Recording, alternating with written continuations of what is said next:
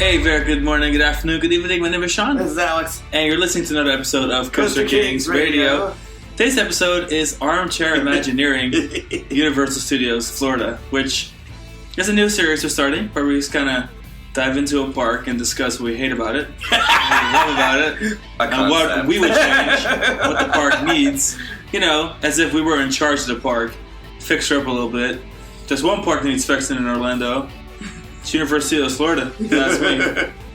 So, Armchair Imagineering is a phrase that I think has been passed around the internet for a while now, and it kind of describes somebody who can very matter-of-factly kick back behind a computer and quote-unquote solve all the park's problems and make it look easy.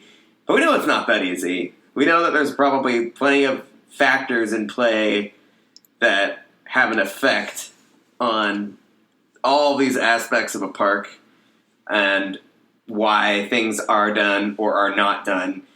And we don't know what we don't know, so we'll always operate under the assumption. We give them the benefit of the doubt when it comes to drawing our conclusions and operate under the assumption that anything that we say could be done would actually be feasible or possible. Somewhat feasible, yeah. I first heard the term thrown around in this Dutch podcast, Details, which is a Dutch Disney podcast, pretty big. And I was like, okay, interesting concept. And Alex and I spent pretty much our entire days together just chatting about parks and what needs to be fixed, what we like about it, or what we would do, or, you know, roller coaster talk in general. And we also obviously frequent Universal Land Resort a lot as pass holders. But when we go to Universal, we honestly almost always just go to Islands of Adventure, and we don't really set foot that much anymore at Universal Studios Florida, which is why this is the park that we decided to start the series with. Yeah, especially, I mean, Islands of Adventure in my mind has always been kind of perfect. And now, I mean, when they lost Dragon Challenge, that was a critical blow. But with the Velocicoaster and Hagrid online, the park is so strong. It's not like there's definitely room for improvement. There's opportunities for redevelopment, but it's like one of the best parks in the world, and it's so well-rounded and just like very cup runneth over with quality, diversion. You know, there's just so much going on there that's so good. And you go to Universal Studios Florida, and it's like, oh my god, like this place needs help. Like, there's just so much that park needs. Yeah, this is one of those unique cases where a resort has two parks, or if you ask Universal, they got three, but we're not counting Volcano Bay. And where the second gate really is the stronger gate. Islands of Adventure has the stronger additions.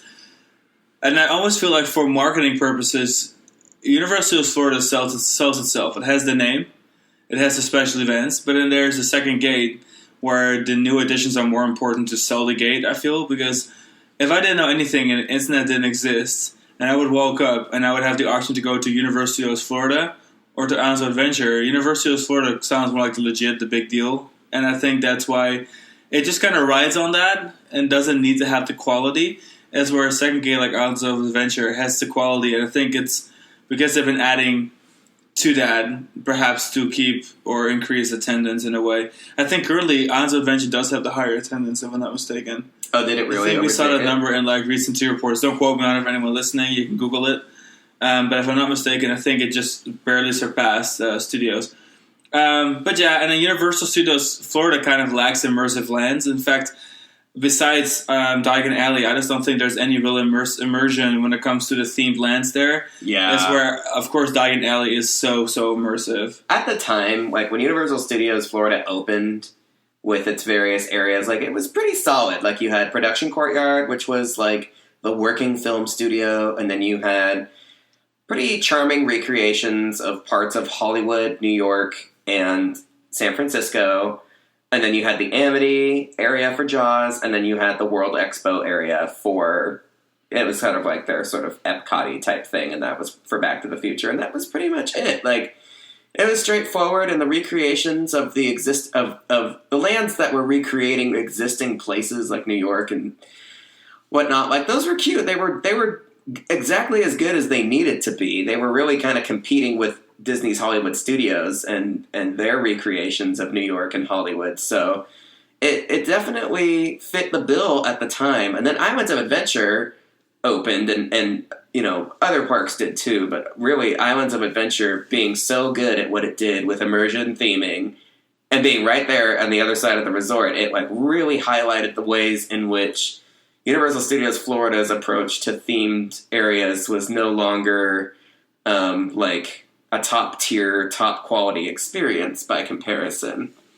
Yeah, and I feel at this time that we're talking about in the summer of 2023, obviously there's a lot of focus on building Epic Universe, and that's where I'm sure a lot of resources are going. But I feel like there are several dead spots at Universal Studios Florida that could be used for e-ticket attractions, but there seems to be very little drive for development. I feel that it's overlay after overlay. When it comes to the lands themselves, perhaps a big show like the Bornstone Spectacular, which we'll get into in a little bit. But really like a drive to make that park the bigger, better park than what it is now, which is the feeling I always get at Islands of Adventure. I just don't feel that at Universal Studios Florida. And I feel like most attractions are kind of like supporting acts. If you were to place them in IOA, they wouldn't feel nearly as spectacular, but they're the big boys at Universal Studios Florida, but at the end of the day, I just don't have a drive to ride them more than a few times in my life. Yeah. Because they're just not that great. That's where I'm IOA. We can go there once a week and session all the rides and be like, this is great. Mm-hmm. And the longer I live here and the more we go to Universal Studios or Universal Orlando Resort, the more obvious it becomes to me that this is a park that can do more. Doesn't necessarily need to for the numbers that Universal is looking for, but from a fan perspective, I feel like the two parks are just not created equal. No.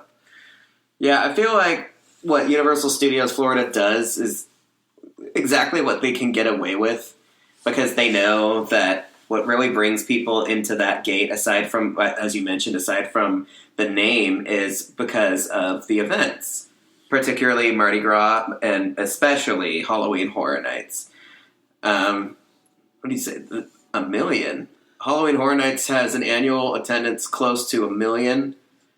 And they make up a significant part of annual revenue and attendance for that gate or for the resort? For that gate, well, for the whole, obviously for the company, but that gate's a significant part of the attendance for Universal Studios Florida comes from Halloween Horror Nights. Yeah. The latest officially released numbers were 600,000 in 2015, but we know that the event has grown immensely since then, with added nights, a longer period, added capacity, more houses. I wouldn't be surprised if it's already surpassed 1 million, but I'm sure it's close to 1 million in annual attendance. Which, if you think of the park, has about 10 to 11 million visitors a year off the top of my head. That's a huge chunk good of what chunk. they're doing.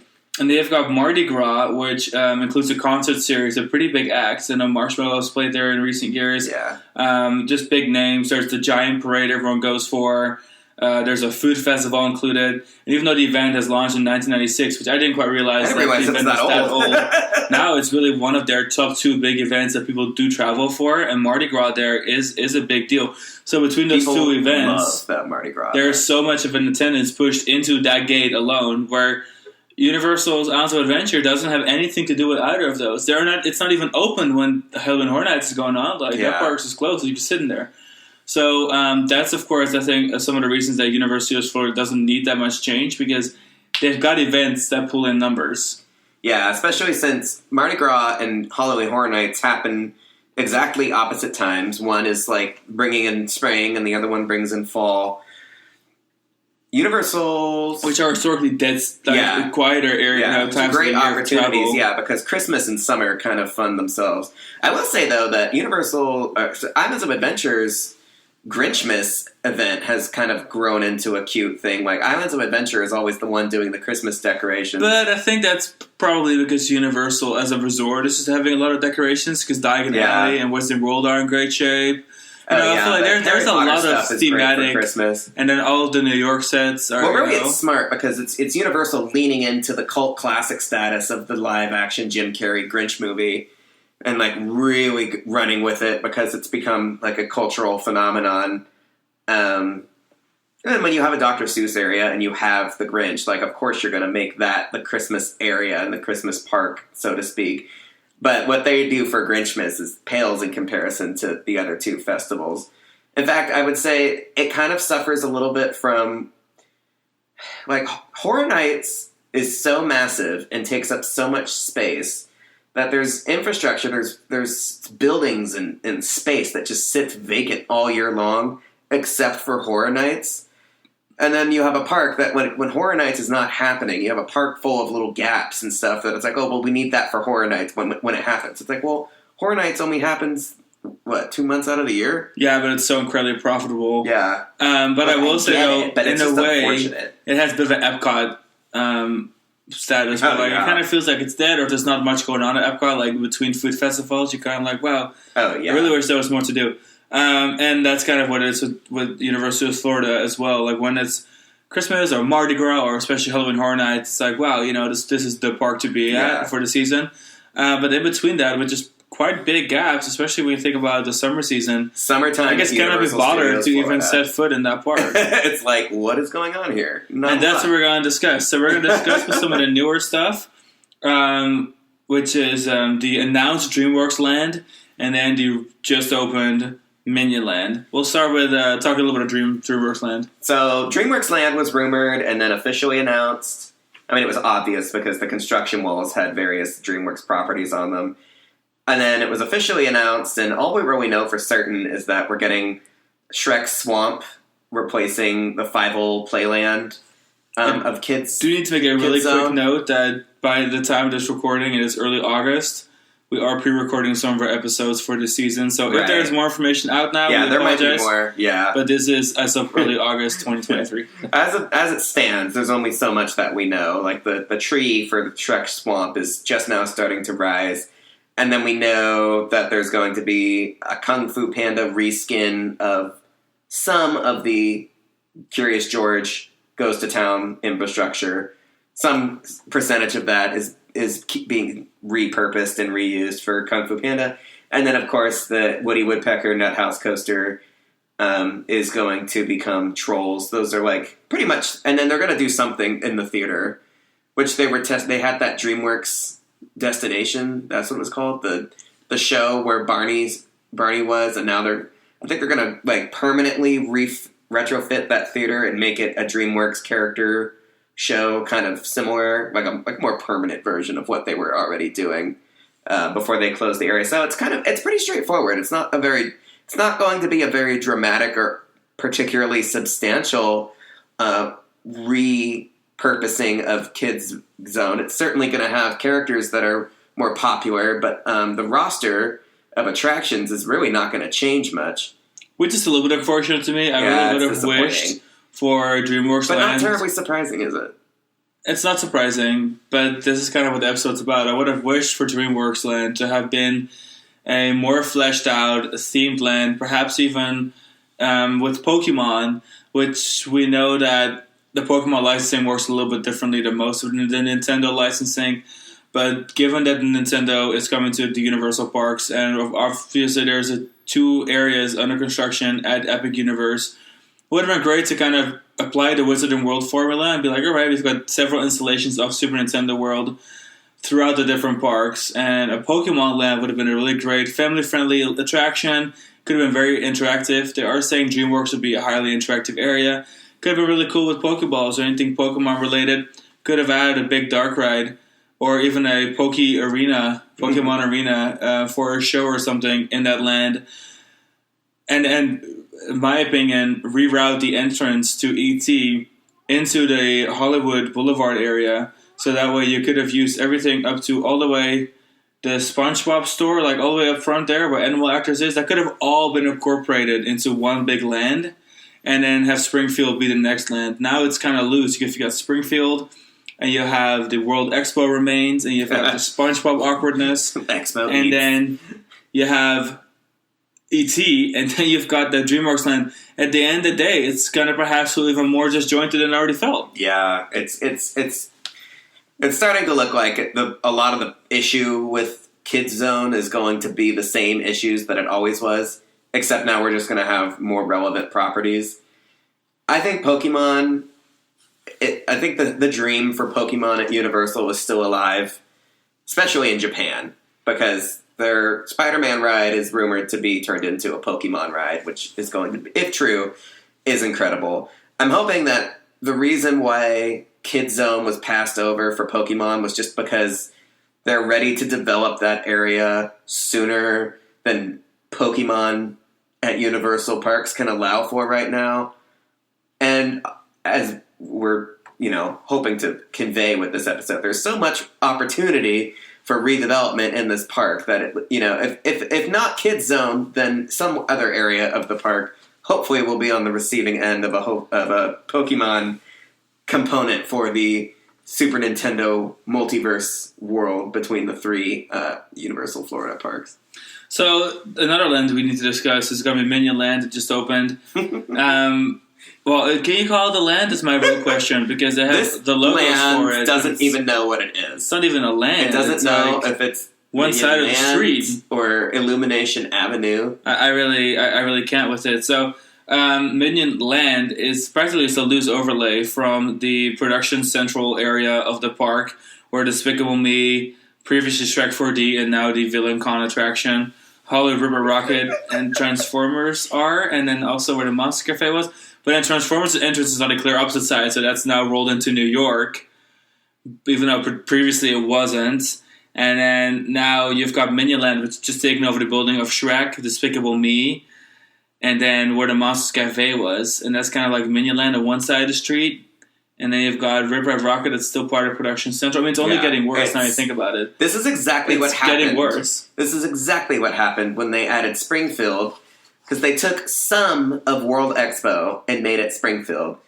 But the animal actors and Men in Black were still Expo on the other end. And they still have like the Expo Eats food kiosk on the animal actors side of Springfield. And then the only remaining attraction that's actually in World Expo, Men in Black, on the other side. So when Universal decides to retheme an area in this park, they never actually retheme the whole area. Every time. Even with Diagon Alley, they left the bathrooms from Amity because they needed bathrooms there. I get it.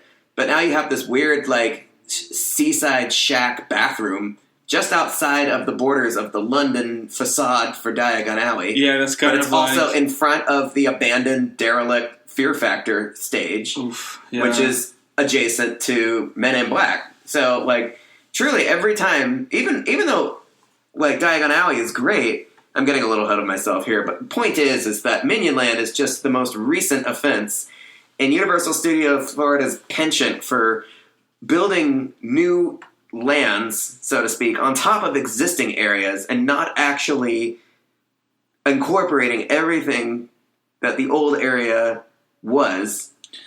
Yeah, so what it kind of is everything is feels kind of loose, and Identity Crisis Central, and it just doesn't actually work, to be honest, because now you have Rip Ride Rocket, a massive center stage roller coaster themed to Hollywood in the production area with sound stages right across from a Minion restaurant, squished into several Minion themed little things that is now no longer part of anything but also part of everything. And it just honestly, now we're talking about it, it's even worse than I realized. Yeah. It's just all not working out that well, basically, for me. So let's just go ahead and do a grand walk around the park. Yeah, we're at the entrance, so we might as well start here. What doesn't work, we should be fair and also tell them what does work. Yeah. Even if it's not much. Yeah, there's some stuff that works. And then what we would change and what we would, insert that sort of stuff. So we'll start right where we are at. Production Central and Minion Land. No. And I know Alex was thinking, and I'm holding the talking stick. Alex was thinking, retheme Rip Ride Rocket to the Minions. Absolutely not, in my opinion. No, not Minions. Whatever. Theme it to Sing. Oh, Sing? Sing. No. It's going to be the Sing karaoke coaster. Please. Please no.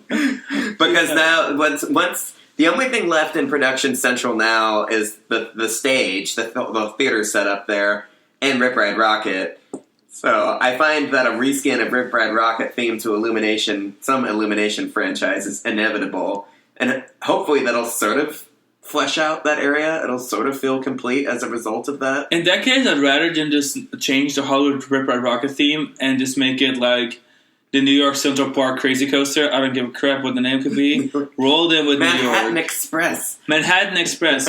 Pretty cute.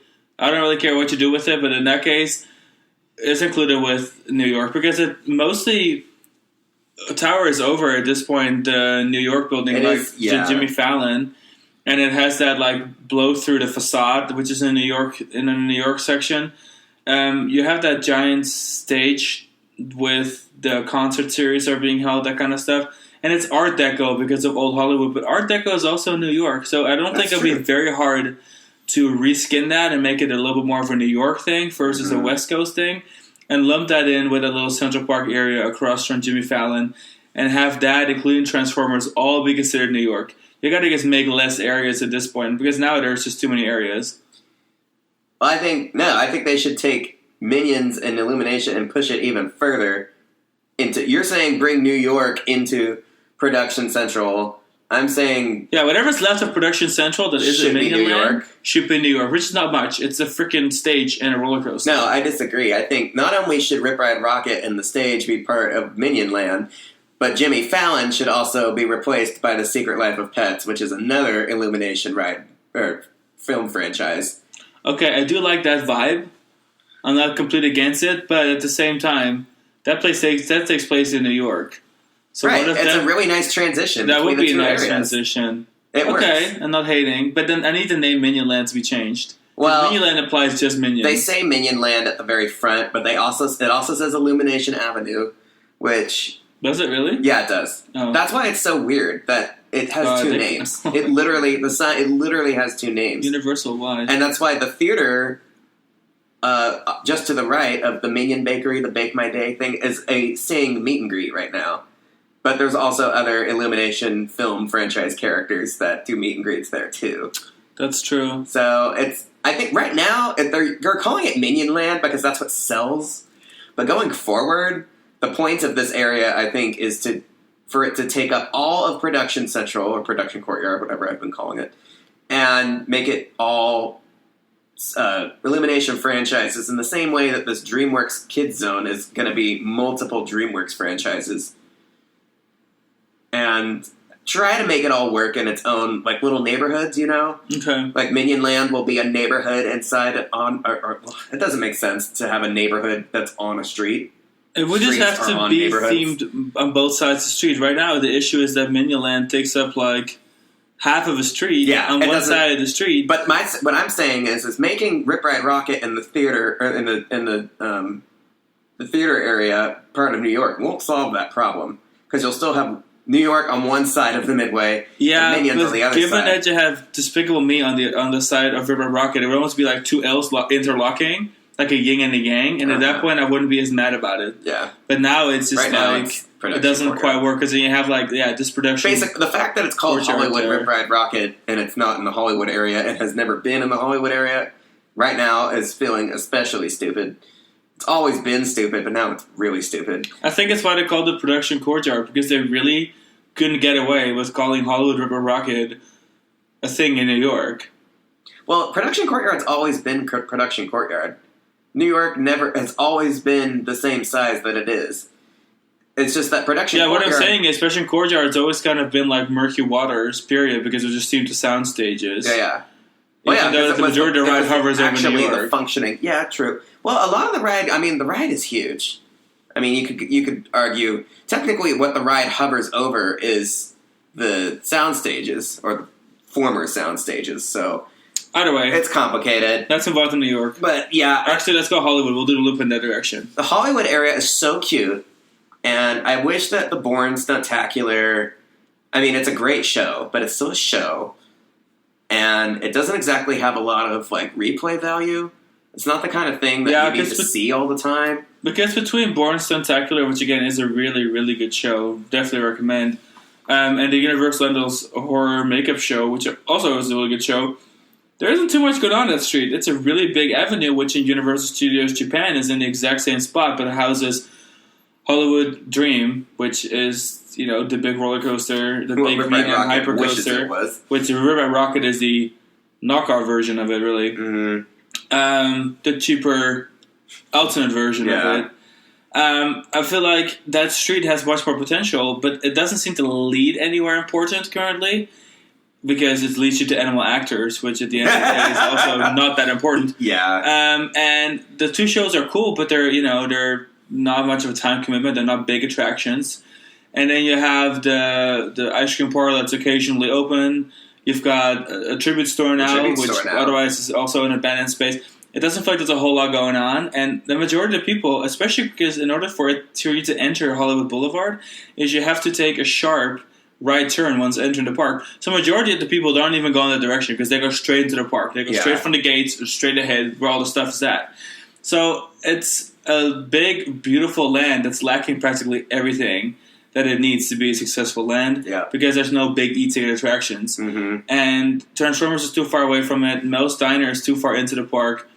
I almost wish that E.T.'s entrance was rerouted into Hollywood Boulevard, almost like a theater. Like, imagine like a cinema entrance. A little movie theater. Yeah, like a little movie theater entrance, now showing classic E.T., whatever, and then you go in, and then you end up on the right. Like Runaway Railway. Like Runaway Railway. Because currently the queue and entrance for E.T. are very old Universal, which practically translates to a loose soundstage vibe, which is not great.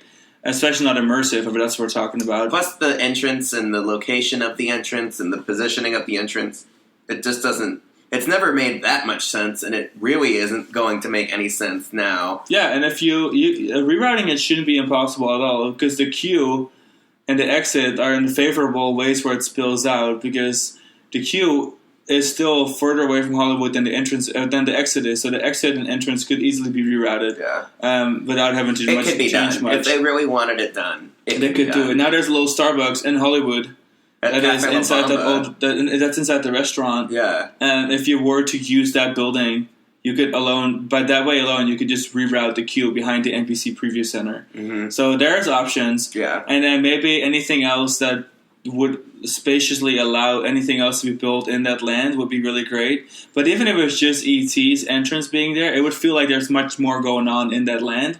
As where right now, I just feel like it's almost like a deserted little street. It's almost kind of creepy sometimes. If they weren't incessant on making the Minion Blast ride where Shrek was and creating Minion Land out of that, they could have routed the entrance to that show building's attraction to Hollywood as well. The queue for Minion Blast is just backstage that is in Hollywood. Behind the restaurant. And you just blow the doors open on the freaking maintenance entrance and you're in the queue for Minion Blast. So for me, it just feels like they just can't decide what to do with Hollywood. This is the theme with this park. They don't know what to do with the existing themed area that they have. So... And adding e-tickets. So they're just avoiding adding rides to these areas. Because San Francisco, it's like the same problem.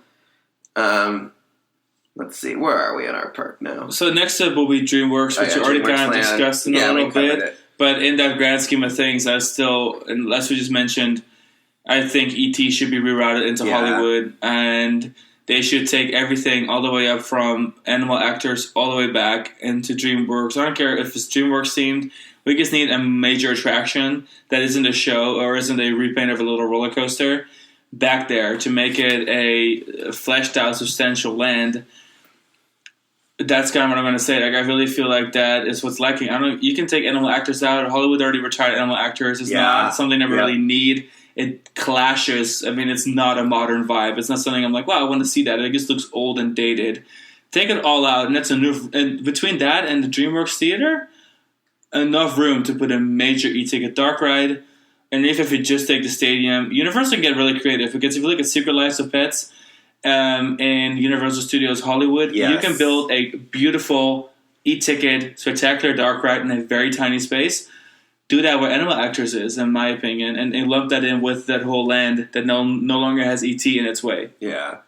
I'm already dreading, like, DreamWorks Kids Zone is going to open, and it's still going to be cluttered by Animal Actors, E.T., and the kids' Woody Woodpecker's pizza thing, and the SpongeBob store, and it's all, like, all of that stuff is going to be in the same thematic purgatory that Men in Black and the Amityville bathrooms and Rip Ride Rocket and all of these other attractions that have had their areas, like, pulled out from under them without a proper replacement, and now they're just sort of there. And you have all these, like, I don't know what they're going to call that little rotunda there, like, where Hollywood Boulevard ends, and you've got World Expo. You've got a little bit of World Expo, a little bit of Kid Zone, Animal Actors, SpongeBob. I don't know what SpongeBob Springfield, is doing like it's make all, it make sense. It's going, in a way, it's going to look even worse than it ever did because now everybody's going to be looking at it.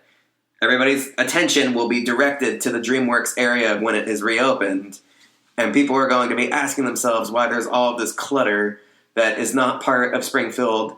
It's not part of Hollywood. It's not part of DreamWorks. World Expo is technically on the other side of Springfield now. What is it? It's so Why cluttered. is it there? Where is it going? When you think about it, it's like it's Identity Crisis Central because they can't commit to You've got the movie lands. props from Back to the Future 3. Exactly. You've got all of this crap. They do not appear to be able to commit to immersive lands because they don't want to do that. But they're also no longer doing the studio thing because the soundstage era is gone. The focus on the Hollywood, New York, and San Francisco lands is honestly kind of dead. New York is still the strongest of the three. Definitely. So it's like they can't commit to anything, and everything feels loose, as we discussed earlier. Everything kind of feels like a loose touch. But the more they do it, the worse it appears to get. And I will say that Springfield is pretty strong, but then it's lacking the quality. Because you've got Springfield here, which is a great reuse of the World Expo. You've got a major e-ticket attraction, or previously e-ticket. I don't love it that much anymore. But and then you have your restaurants, you're on the water, you got a flat ride, you got games. It honestly works quite well. I will say that I think Springfield is one of the only lands that actually is developed and is large enough to not feel like it's just another corner that has another lick of paint on it. Mm-hmm. But then it has the Simpsons ride, which is in a desperate need for a complete upgrade because it feels so dated that it brings down the land for me because now I can associate the land with that bad ride over there that I try to avoid. Yeah. Because again, everything there kind of feels like a supporting act. That ride cannot carry the park. Most rides there can carry the park, but definitely not Simpsons. And I feel like Simpsons, if it were in its good shape, say replace all the projectors, upgrade technology a little bit, then, or even perhaps remaster the film and then update projectors on it, it would be a land that would really hold its own. I'd be like, okay, I'll ride it once in a while, it'd be cute. Now I kind of avoid it because I feel like every time I ride it, I'm like really disappointed with how aged it feels. I think when I first pulled up, after seeing Springfield in person and then pulling up old pictures of World Expo, my first thought was like, oh, they didn't change it a whole lot. Like, it's still kind of the same. The International Food Fair was the name of the giant food court that is now the Simpsons food court. But a lot of what they did with that area, the details and things that they added on the waterfront side, World Expo, at least the part of World Expo that was in front of Back to the Future and Animal Actors, was definitely a blank canvas, and I think they didn't really know what to do with it anyway. So that was an area that was primed for redevelopment, and they got the redevelopment, and it is, for the most part, it is working. And you're right, getting the little flat ride in there was a huge improvement. It doesn't seem like much. I really wish that they were getting a little flat ride in the DreamWorks Kiddie area too, like a teacup thing or just something to give it a little more substance because they need more stuff like that at that park also. Well, yeah, and the Duff Brewery, great addition. Everyone likes a good spot to hang out, a nice bar inside a theme park. That's very modern. Donuts in the taco truck. When they added that in 2015, and I actually went to the opening, the media event for the one in Hollywood. It was a nice addition. It transformed a major walkway that would have otherwise just been a walkway, connecting different parts of the park into something that was more meaningful. And I think in a way that's also the case here in Florida. Having a brewery on the water, it's pretty chill. During Christmas, I remember we went down there once and kind of sat there and watched all the London Christmas lights. Mm-hmm. So there's lots of places to sit. Yeah, lots of places to sit, lots of places to eat, lots really of dining, good area. capacity. And again, very varied. Flat ride, dark ride, well, whatever you call the simulator. Yeah. Games, that's all actually pretty good. A lot of indoor space, which in the Floridian Park needed. So I'm actually going to say that besides the quality of Simpsons, which really needs to be improved, right, yeah. that land itself is actually one of the better steps they've taken towards a more immersive area. Yeah. Of course, not discussing Potter. But then we're back into the World Expo, which is going to be like the Men in Black Fear Factor. And then you get on corner. the other side of Simpsons, and you enter the area that is now, and it's so ironic, because like World Expo used to end now where it starts. Because when World Expo was established, the area that Men in Black is located in now was the Wild Wild West stunt show, which they completely demolished to build Men in Black and to expand that area out. And that Fear Factor came shortly thereafter, and Fear Factor obviously was also part of World Expo. There's not a huge overarching theme here, but the point was that World Expo contained these 3 attractions, and that Fear Factor was not part of Amityville, although it kind of sounds like it could have been. But now you have Men in Black, which is by itself in its little mid-century mod, 1964 Queens, New York World's Fair aesthetic, and it's got its bathrooms and its gift shop and its arcade and the Coca-Cola spot and the timeshare kiosk and all that good stuff, and that's it. That is now the World Expo. It's so funny we're looking at a park map online that actually has the areas positioned, and like the park maps on the app like won't even acknowledge some of these areas exist. And I think because it's partially like an embarrassment with Production Central and World Expo still technically existing, but like barely. So I feel like they are aware that this is an issue, but they are like, for them, for the Studios Park in Florida, it's like, well, we have themed areas when we want to.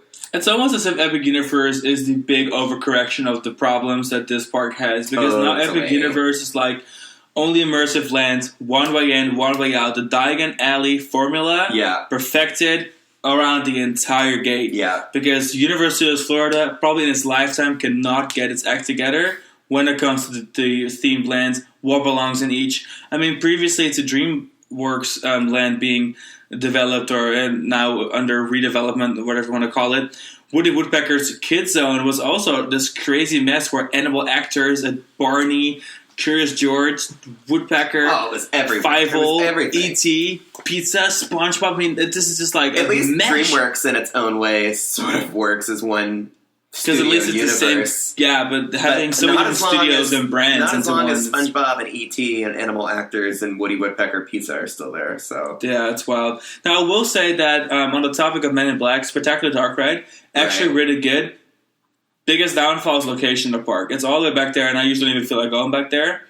I think if they were to add something else really noticeable next to it in the Fear Factor area, that would be really, really useful. Yeah. Either they do that, and it's some original ride that fits well right next to Men in Black. That works in the World Expo. Exactly. Realm. Which is so loose that you could just have a cute facade and make it some sort of pavilion and it will work.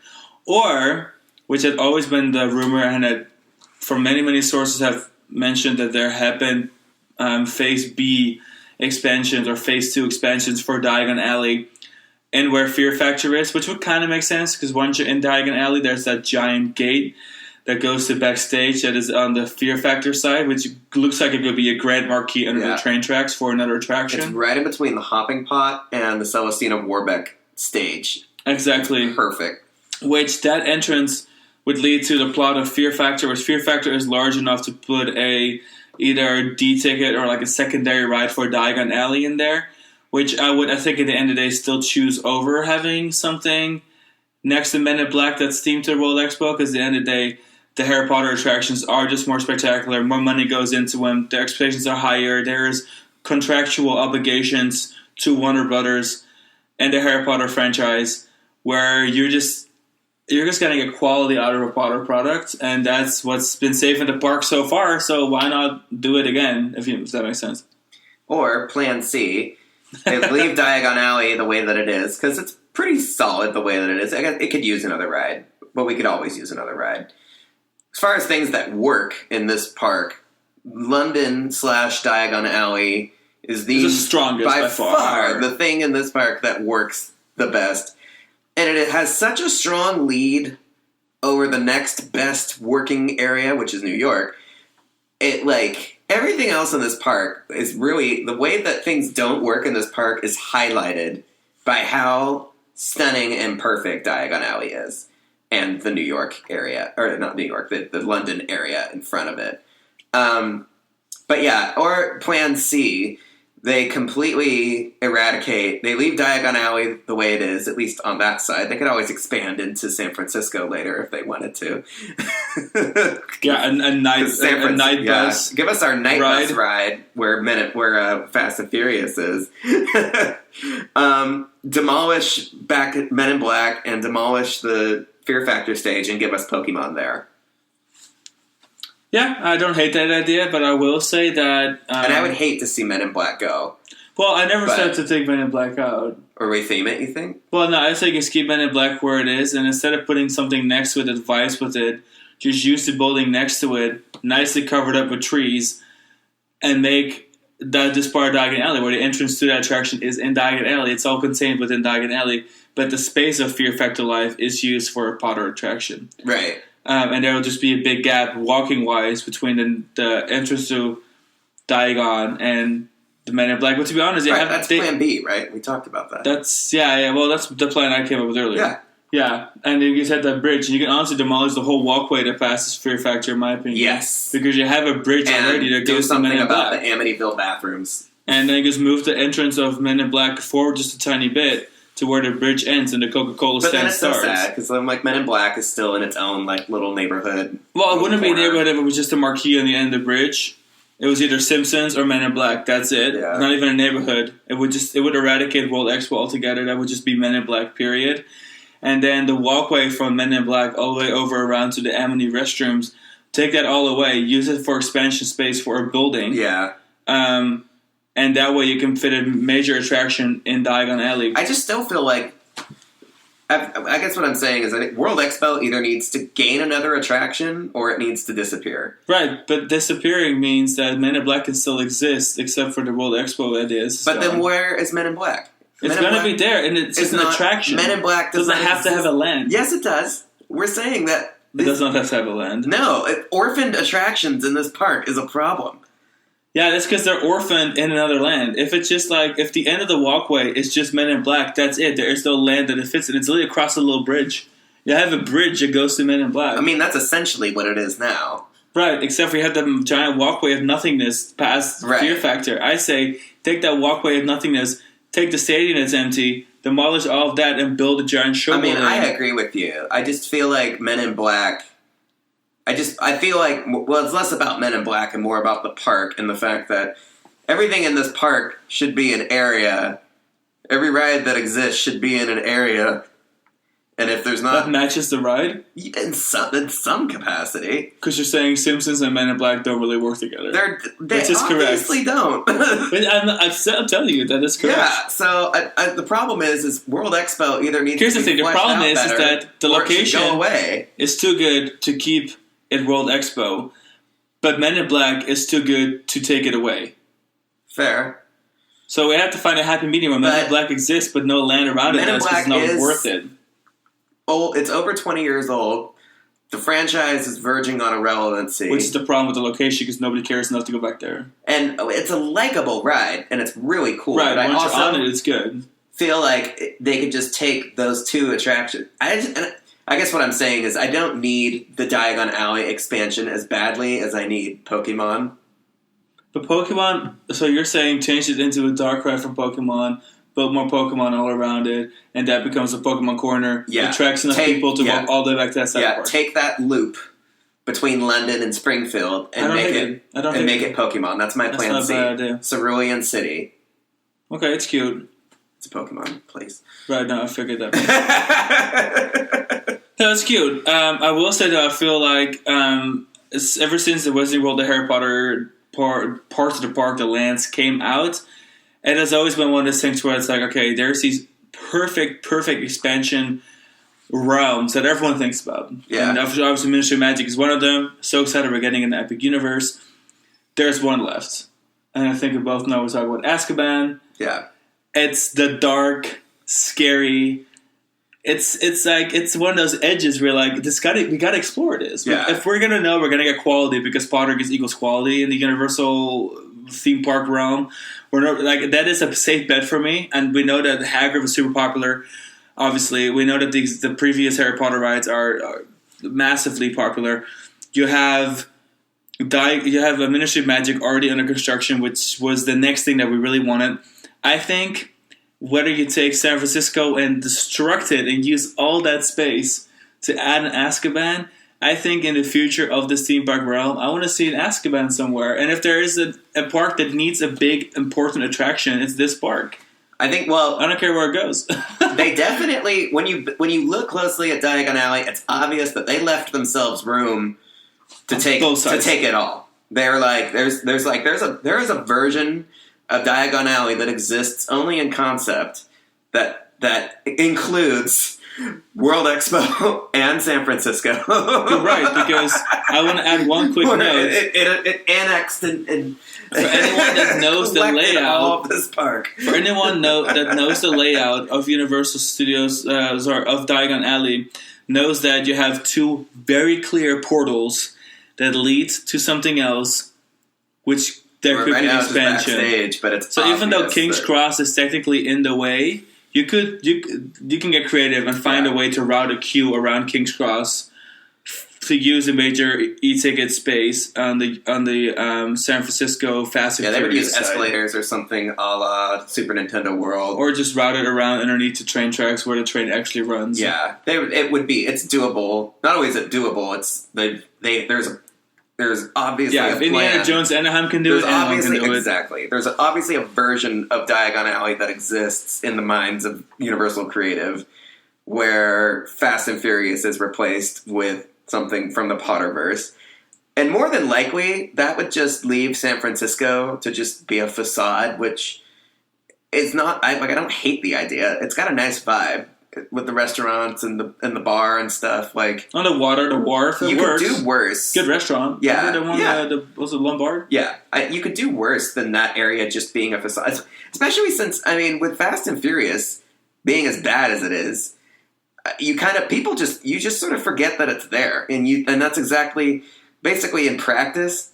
San Francisco is a facade. In my mind, San Francisco has just been decorative ever since Earthquake closed. So to take that ride show space and give it to Potter and leave San Francisco as a facade is pretty much exactly where I'm already at headspace-wise, except we would have a good ride there. Yeah, and the space is so large because Fast and Furious takes up a lot of space. It takes up the largest ride. A previous dark ride show building plus a whole theater and turn it into this massively disappointing attraction. Quite literally. Literally massive. Literally massive and disappointing. Literally disappointing. And so much could be done, and no one would ever have to know there was a facade or that there was a show building in that space. So just expanding on the possibilities of Azkaban, especially given it's on the side of the Nocturne Alley part of Diagon Alley, which is the darker, but the dark wizards go. Yeah. Honestly, it would all work out pretty great. I would love an Azkaban themed major dark ride in that side of the park that would just lump all in with Diagon Alley. I think it'd be great. Yeah.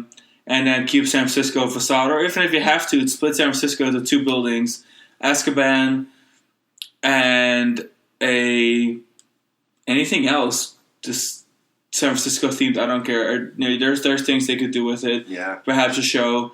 Even if it got to that point where if you want an attraction in San Francisco, you could do that. But that giant show building is one of the largest show buildings in the park, if not the largest. It's the biggest. It's not used for the ride property.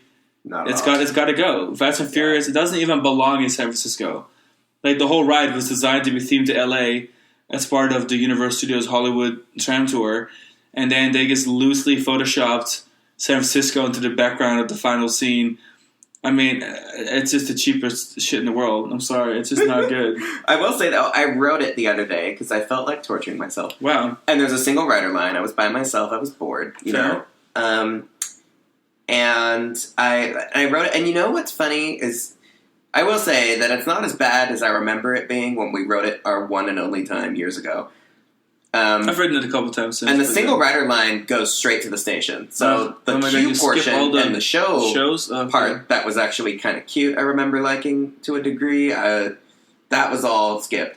But I gotta say, like, I rode that ride. It had a half-hour queue. Every seat was full except for mine, where the one spot that they had for me on the bus. And people love that stupid ride. Like, I got it. Really? Because Google has the worst reviews, like 1.2 stars or something? People are super... Yeah. And, no, you're right. Like, it's... But I was on a bus full of people who were so into it. And when the ride ended, there was clapping. Easy crowd pleasing, I suppose. People but were applauding. But that is Universal Studios Florida for you, though. That is the standard park. is. That's where the standard is. Like, the park doesn't need to do a whole lot to make the people happy and pull the numbers and get the money. There was literally like oohs and ahs and stuff. Like, people were so into it. There was like 100 people that were just like into it. That explains how we get Minion Land. Yeah. So I guess in some weird way, Fast and Furious actually sort of works because apparently it sells merchandise and it is a capacity beast, and it somehow still collects a line. So for whatever reason, people do ride it and do enjoy it. Like, I guess I'm saying it's not necessarily the dumpster fire that we frequently refer to it as, because if it was that bad, people wouldn't even be riding it, and people do. Fair enough. And if I'm not mistaken, the ride was only part of a 10-year plan, a 10-year licensing. Yeah. So with a little luck, there really is something grander in that space. But how many times can we do loose 10-year plans inside one theme park is my real question. Again, I like the area of San Francisco. The ride within takes up too much space for what it does. And it just kind of sits there in the middle with, if you were to compare it with other attractions at the gate next door, it'd be like, nobody would ride this. Because even Kong is the fast superior version of that concept. Yeah. Now let's move on to New York, the biggest area of the park. I think the second most successful area of the park. Yeah. Great theming, great facades, all kind of works. You got your parade route, you got your area for your food festival with your Central Park, major roller coaster, major e-ticket dark ride, because I will be lumping Transformers into New York at this point, because technically it's Production Courtyard, but that entrance is in New York. Like, that entrance is nowhere near Production Central or whatever. And doesn't the ride take place in New York? Isn't that the city you're in? Or is that like a fictional... I think it's a fictional... a fictional big city, because it just applies like Hollywood, Beijing. Like, it's never really specified where you're at, if I'm not mistaken. Yeah, that's fair. If I'm not mistaken, don't get me wrong. But I think it doesn't really matter where it's at. But I was going to include it in New York now, especially now that Minion Land is built on the other side of it, where there's a clear transition from I've always considered the theme to theme. Part of New York. Like, I didn't realize until I looked at the map right now that says right over here, Transformers Ride 3D Production Central. It's in Production Central. That's before we start talking about New York, I want to include that in the New York part. Definitely. New York, I think, is the easiest one. New York City, everything interesting happens in New York City. So there's always some franchise, like, even if it's not that interesting, like Jimmy Fallon, there's always some franchise that is happening in New York City, and you can theme it to that. Actually, when I said earlier that New York City is the same size that it's always been, that was a lie. Because when the Twister Ride It Out experience was where Jimmy Fallon is, that was still part of Production Central. And New York started on the other side of it, if I'm not mistaken. Or maybe it was vague. Like, maybe it was... But point being that the Twister experience was not New York themed. Like, it obviously had nothing to do with New York. But then Jimmy Fallon replaced it, and it's like a hood ornament for the New York area now. And then Mummy was a great choice, because it's got that, New York Museum, Metropolitan Museum of Art kind of thing going on. Like, that was one of the last... I feel like that was one of the last things that Universal Studios Florida did with that park in an existing area that worked. Whereas from that point on, from there on, it was like, well, now when we add something to this park, it's going to be like demolishing major chunks of it and rebuilding a themed area around the attraction, like with Harry Potter. So I think New York, I think New York works, especially with Transformers.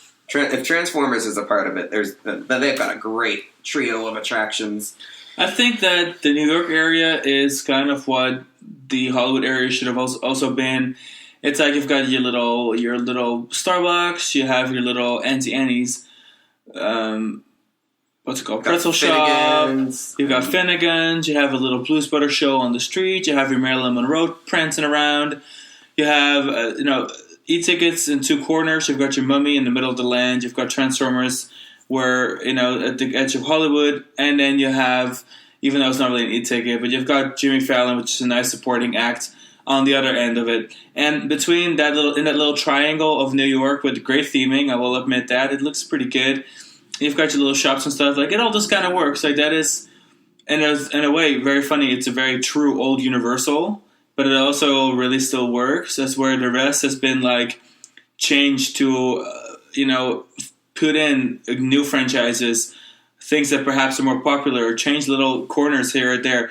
And it's never really worked out that well. But New York kind of stayed true to itself, even with the newer editions, and it works really well, which is something I really like about the park. And not much I would change. All the old, like, city stuff, the New York, San Francisco, Hollywood conversion for Universal is actually really good. Like, considering it's a conversion of 3 city areas, they're still metro, they're still downtowns, so the bleeding is not too bad. And I'll meet by the water. I find the area where those rides meet, right where Transformers is, Mel's Dine-In, Transformers, and like Beat Builders, that's what it is. Beat Builders, yeah. And like the entrance to Fast and Furious, like that's a cute area for somewhere that flips through themed areas so rapidly between the 3.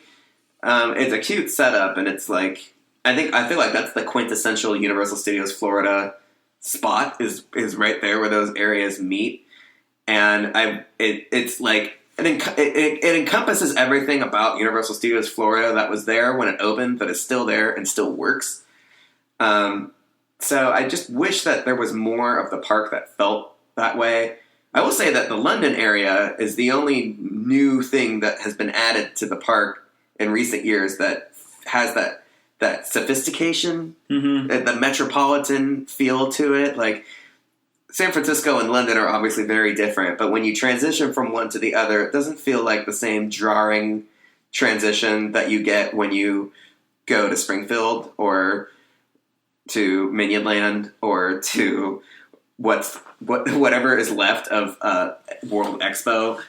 And I just wish that the park was I wish they were doing more of that. I wish they were capable and able and interested in doing a little bit more of that. At the end of the day, I have to admit that an actual working movie studio is just a giant lot or several lots of just like a bunch of random shit that is used for thematic purposes, for backdrops, whether it's big backlot backdrops or whether it's a bunch of props or smaller scenes that are just all, next to each other in a way that is very true at Universal Studios Florida. If it were to imitate a real backlot in a way, shape, or form, it really is just a bunch of stuff all mixed together. And if you look in one small direction where the camera would look, it will be somewhat thematically appropriate. Mm-hmm. But in the grand scheme of a modern theme park, which is where they've been trying to move towards, it's not working for me. Because it's no longer studio themed enough for it to be like, studio themed, it works. But it's also not immersive enough, or like, it's kind of like that awkward phase that was within that transition, which I think they are trying to transition towards, where it's like immersive lands, themed corners, everything kind of works. It's none of it, and at the same time, it's all of it, and it's the biggest downfall. But for some people, that may be the greatest thing. There is enough to do. Kids will probably love seeing all the little things that are going on. From a theme park nerd perspective, having been so many places, especially next door, it just could be better. Yeah. My hope for the park is, realistic. We're being realistic here. I just wish they would tighten it all up a little bit. They've got all these little fragmented areas. They've got all the remaining vestiges of World Expo need to be gone. Because right now it's just like scattershot around Springfield and around the new DreamWorks Kid area. All of these little relics of and like even Amity too. Like there's the Amity Fishing Company tower on the San Francisco skyline on one side of London, and then you have the Amity bathrooms on the other side. And I get that it's not. Oh my god, it's true. It's so awkward. I forgot about that. It's not their priority to like fix these things. But when you go there a lot, you see this place a lot. It's so weird. All these little fragments, all these little chunks of old stuff that is just sitting in some kind of purgatory. And I just wish it was all tightened up somehow.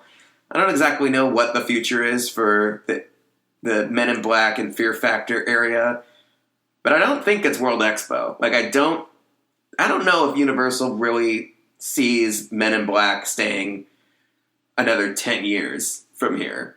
I just have a hunch. Well, you are right, because at the end of the day, the park is not as limited on land as one may imagine based on the lack of investments in big attractions, but it isn't like there's just fields around it either. And so when you're going to look at what space, because the park loves replacing things, as we've talked about, if we're going to talk about like what space is like, if you want to build a completely new immersive land, there's practically perhaps only one or two areas of the park that could work. You've got San Francisco, because at the end of the day, you can rip out whatever's in the show building and retheme the land around it and make that a big project. Or you've got the end of World Expo, Fear Factor abandoned stage, and you've got your Men in Black, and you have a whole walkway to work with that practically is not used for anything really. If you take that is the only other big space you have in the park. It's a perfect if you want to campus. Demolish it, start fresh, or even just repurpose buildings and make that a new land, that is your only real shot at it. So, I think you're right. I don't know how long Men in Black is going to stay, but if there is one place to do another Diagon Alley quality immersive land, that's going to be it, I think. It would be easy, too, because you've got that little bridge that circumvents Men in Black and the Fear Factor stage. Which would circumvent the new land. You would just, you could literally lop off the midways on either side. You leave the Amityville bathrooms, too, for now, until you build new bathrooms or something. And you could take that to the dirt. And there would be very little operational impact on the park because that midway that circumnavigates just those two plots is still there. Yeah, that you wouldn't bridge have will to be do there. anything. It's not like the weird rotunda where Hollywood meets Springfield meets World Expo meets Woody Woodpecker Kid Zone. That circle is a little more complicated to fix because it's right in the middle of a major artery. And whatever they end up doing to tie all of that together, I don't know what they're. I just wish I knew what they are thinking with the leftover tidbits of Woody Woodpecker Zone, the Animal Actor Show, the Pizza Place, SpongeBob, and most importantly E.T. And like, where are these rides? Like, where are they located? Because now they have made it very clear. They put their DreamWorks flag in the sand that Kids Zone is now a DreamWorks attraction. It's just awkward because when it was Woody Woodpecker's Kids Zone, who the hell is Woody Woodpecker, right? I mean, he's like a generic character, right? And none of the franchises were related. Exactly. And having animal actors, Barney, Curious George, Woodpecker, Fievel, E.T., SpongeBob, all in one area, it's kind of like whatever, just to throw it on the area. But now to put the DreamWorks stamp on it, why is E.T. there? He ain't DreamWorks. Yeah, that's what I'm saying. Why is SpongeBob there? She ain't DreamWorks. I was like, this is exactly... Why is Animal Actors there? That ain't DreamWorks. Yeah, that's what I was saying earlier. Right, it's I'm just not only is it going to be worse because everybody's looking at it because it's new, but it's also worse because you have boxed yourself in with a film studio saying this is what this themed area is about. At least change the SpongeBob store to a DreamWorks store. I just don't get the logic. I don't understand why we're going so cheap on these projects where we're practically doing nothing but painting stuff, putting in a overpriced food item and calling it a new land. Everything in this gate is a repeated offense. We're very passionate. Now I'm starting to get offended by this place, like the more we talk about it. Yeah. Because there's some stuff that's done so well, like we just kind of finished with that because we talked about Diagon Alley in New York and that's so cute. Yeah. But living back around to that part of the park, it doesn't make a lot of sense. That's kind of the answer to this park. My closing, we're at an hour now. We beat this horse to a pulp. But my closing statement is that what this park needs to improve you could get any park could use a ride and a themed area. You know, we could talk all day about the Pokemon stuff. We could talk about The Legend of Zelda. We could talk about all sorts of things that would be great. But realistically, what this park needs to do to elevate and mesh the whole vibe and really tighten it up is like, all right, we have Minion Land now. Okay, whatever is not in Minion Land or New York right now that needs to be in one of those areas. And World Expo, the bathrooms for Amity, and the Fear Factor show figure something out. And then the conversion of Hollywood, Springfield, Woody Woodpecker's Nut House land. Animal Actors, All E.T. of that fix, do something. Those 3 areas, and I think the Rip Ride Rocket area is the easiest, and it's also going to be... That's a Lazlo problem, because at least the Art Deco matches the Art Deco of New York. If that doesn't get touched, that's whatever. That's the least offensive, the easiest to fix, and probably the most likely to get fixed. Yeah. Because I think the illumination money going into that corner of the park, I don't think they're done yet. I think this is phase 1. I guess I would like to point out that I think Minion Blast is interesting. It's cool. It's not like the greatest, but it's not the worst. I think it's a cute concept. That's another thing I wanted to say. Oh. Hold on.